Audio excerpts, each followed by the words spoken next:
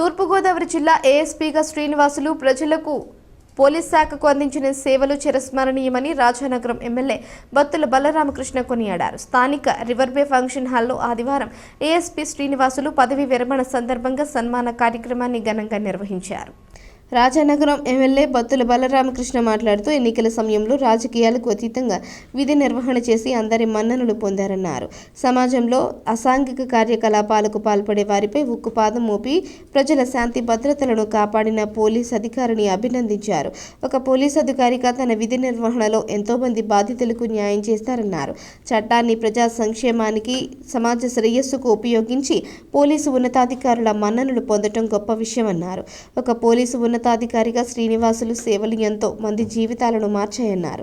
అనంతరం ఏఎస్పీ శ్రీనివాసులతో పాటు ఆయన సతీమణికి ఎమ్మెల్యే బత్తుల బలరామకృష్ణ జనసేన పార్టీ నాసేన కోసం నా వంతు కమిటీ కోఆర్డినేటర్ శ్రీమతి బత్తుల వెంకటలక్ష్మి పట్టు వస్త్రాలు పూలమాలలతో సత్కరించారు. జిల్లా ఎస్పీ డి నరసింహకిషోర్ తదితరులు పాల్గొన్నారు.